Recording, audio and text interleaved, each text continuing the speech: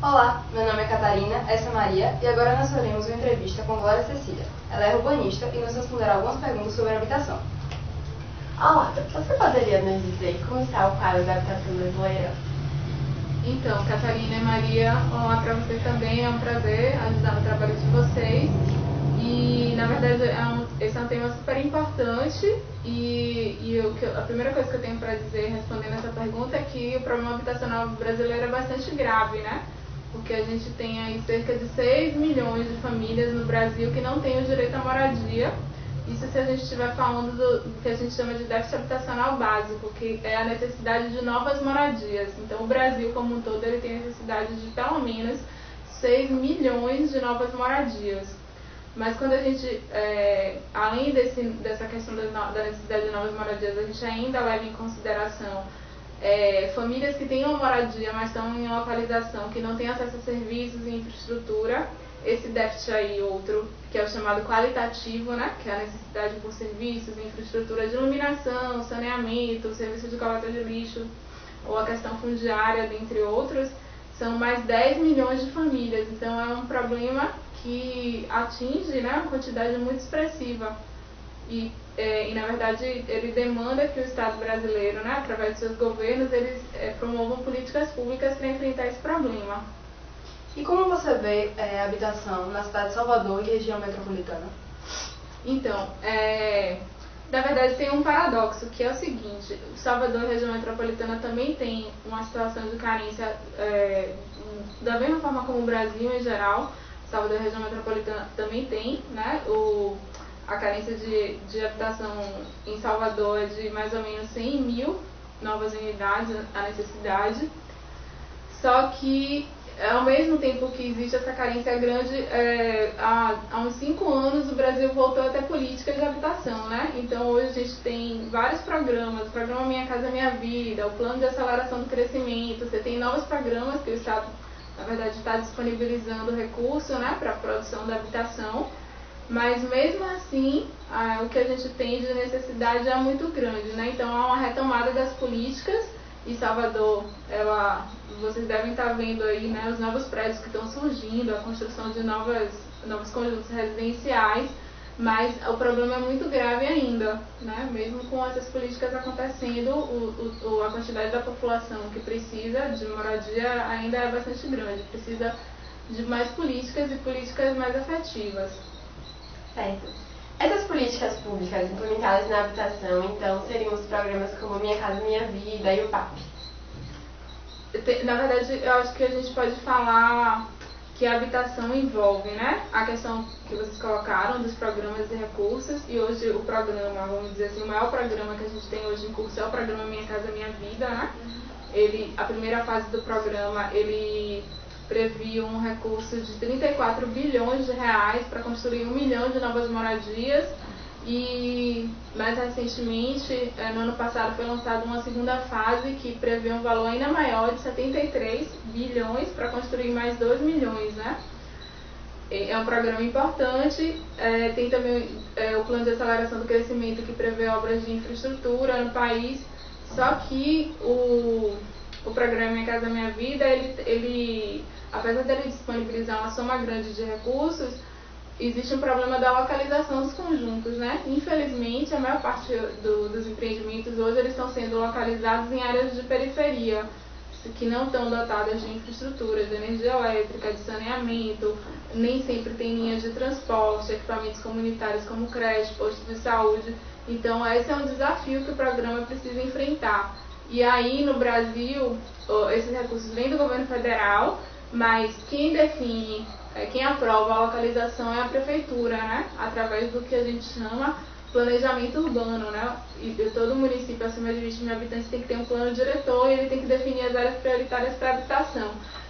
Infelizmente, no caso da gente aqui mais de Salvador e do estado da Bahia, não está tendo uma articulação entre o planejamento e esses investimentos. Então você tem investimento, só que na maioria dos casos a gente está tendo empreendimentos mal localizados.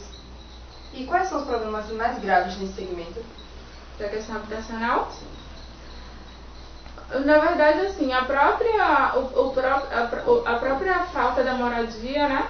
a gente está falando de uma violação de um direito, né? Porque o direito à moradia é um direito que está previsto na Constituição, né? Então, na verdade, quando a gente fala que tem 6 milhões de famílias que não têm acesso à moradia no Brasil, 10 milhões com carência de infraestrutura, a gente está dizendo que tem um direito básico, um direito social, que é o direito à moradia, que não está sendo promovido, né? Então, isso é um problema grave, né? Que as pessoas não têm acesso, uma parte grande da população não tem acesso a esses direitos. Eu acho que outro problema grave, que eu já citei para vocês um pouco antes, é essa questão da localização, né? Porque boa parte das famílias pobres hoje que não têm a moradia adequada, que moram na casa de parentes ou que estão em situação de população de rua, apesar disso tudo, elas hoje tentam sobreviver no centro, perto do emprego. Só que muitas vezes, quando o empreendimento ele é feito longe dos locais onde hoje elas vivem, trabalham, a vida delas fica ainda mais difícil, porque aumenta o custo de transporte, elas se afastam do local de emprego. Então, na verdade, um dos problemas graves mesmo é garantir que as novas moradias, ou quando o Estado resolve, né, produzir um empreendimento, que ele aconteça no local onde as famílias já vivem, né, que é garantir a permanência naquele espaço, que elas já têm as relações, têm o emprego, ou têm o trabalho, têm os vizinhos que ajudam na rede de solidariedade. Então, são problemas que precisam ser enfrentados. Certo. Esses problemas têm soluções, e quais seriam elas? Tem soluções, sim. Uma das principais soluções, né, é fazer essa articulação da produção habitacional, que é a construção dos empreendimentos, com o planejamento urbano e regional, né, que é a responsabilidade da prefeitura. Então, o município ele deve elaborar o seu plano diretor. O plano diretor é esse planejamento que prevê o desenvolvimento da cidade e define onde é que as atividades e usos devem acontecer. Então, na verdade, Salvador tem um plano diretor, só que ele não está sendo implementado, né?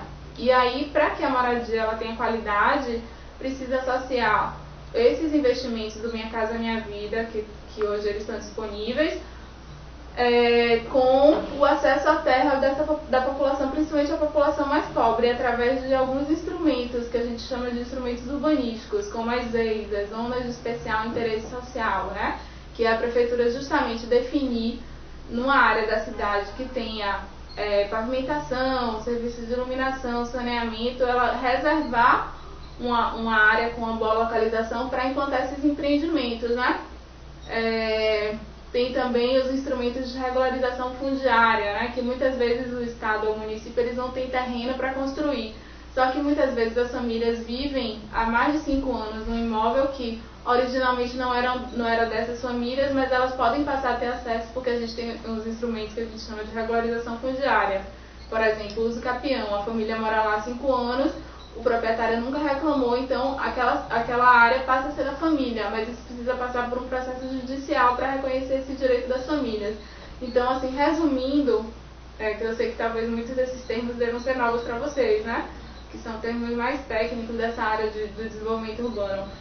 Mas resumindo, é conciliar os investimentos dos programas que estão aí disponíveis, como Minha Casa Minha Vida, com o planejamento urbano, que é a responsabilidade do município, e garantindo uma localização adequada, né? Que é uma localização, o empreendimento ele esteja situado numa área que tenha os serviços de infraestrutura e os equipamentos comunitários para que eles tenham, a população que vai receber essas casas, eles tenham realmente qualidade de vida.